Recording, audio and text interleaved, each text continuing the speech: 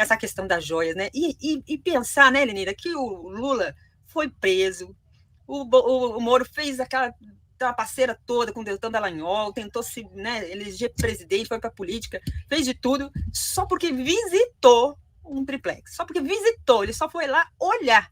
Bolsonaro tentou trazer uma joia com um relógio, um colar e mais um relógio lá de brilhantes, diamante, sei lá o que era aquilo, sei que valia 16 milhões a coisinha, dentro de uma mochila de um assessor do Ministério de Minas e Energia ali, para não passar na fiscalização, aí passou, pegou na mochila, nessas horas a gente fala assim, todo mundo virou, receita é receita, pegou, grampeou lá, tem que pagar. E aí ficou, né, segundo informações, até na nossa manchete agora tá essa apuração feita pelo Jornal Estado de São Paulo, dando conta de que foram 8 tentativas desde 2021 por parte do governo Bolsonaro para tentar liberar a joia. Botou 3 ministérios para ver se conseguia burlar ali, dar aquela carteirada, botou militar lá para ir lá. Especificamente, a última tentativa foi já no final do seu mandato, antes de ir embora.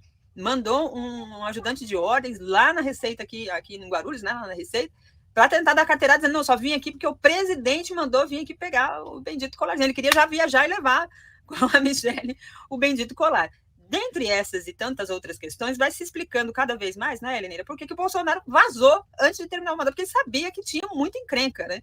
Não era só isso, é claro, isso é uma parte, até acho que pequena, diante de todos os crimes que ele já cometeu, mas é a mentalidade do criminoso, né? De quem comete crime, sabe que pode ser pego e aí na suspeita vaza, né?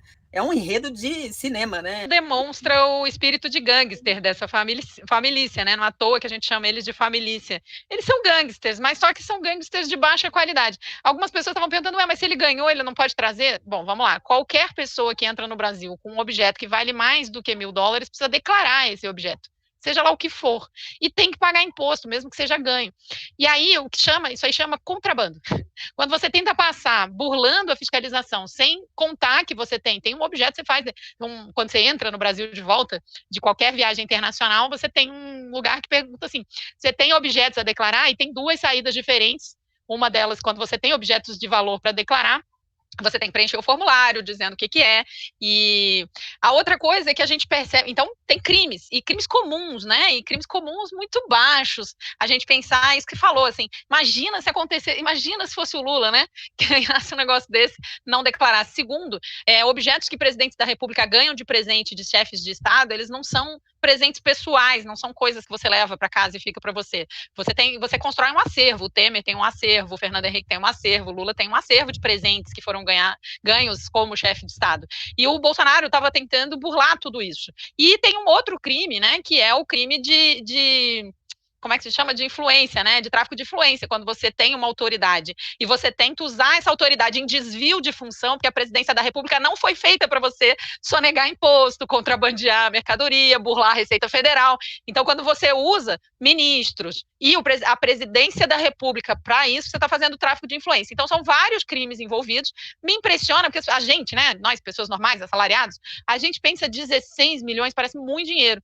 Mas quando a gente está falando de um estado, de um país, de negócios que às vezes envolvem bilhões, isso é trocado, isso não é dinheiro, é muito dinheiro no sentido de que o cara está tentando burlar um negócio, mas não é muito dinheiro se você pensar os grandes ricos que cometem grandes roubos, né? São os ladrões eficazes, né? Eles não são ladrões eficazes, eles são ladrões que não conseguem, se ele parar de fazer tudo, ele não vai conseguir viver no mesmo ritmo de vida, né? No mesmo nível de vida. Então, primeiro isso. A segunda é a gente perceber que essa mentalidade de gangster e essa mentalidade de uso do público com o intuito de benefício privado é estrutural. E a terceira coisa, chamar a atenção que não podia ser, a Samia Bonfim falou disso, o Nassif falou disso, que é do funcionário, servidor público, que como é estável e obrigado a cumprir a lei e não a servir aos desmandos do chefe de plantão, ele cumpriu a lei e fez o seu trabalho. Se a gente não tivesse um servidor público estável, como é que ele ia bancar contra ministros, contra o presidente da República para cumprir a lei, para defender os direitos, para impedir o crime? Ele não ia conseguir, porque os caras iam olhar e falar, ou tu faz ou a gente te demite. Como ele é estável, ele consegue bancar, ainda assim que tenha sofrido muitas pressões, mas é importante a gente também valorizar esse lado, que é a importância da estabilidade do servidor público, a proteção do Estado brasileiro contra desmandos dos governos de plantão. Então, acho que esses 3 aspectos desenham bem. Sem contar, eu fico muito, assim, impressionado com a baixeza da coisa toda, né? E aí lembrar que é o mesmo Bolsonaro que estava no avião onde foram encontrados 39 quilos de cocaína e por mais que tenha sido responsabilizado uma outra pessoa, era o avião que ele estava. E eu, sinceramente, acho muito difícil acreditar que alguém põe 39 quilos de cocaína, pensa aí, 39 pacotes de arroz, né, de 1 quilo.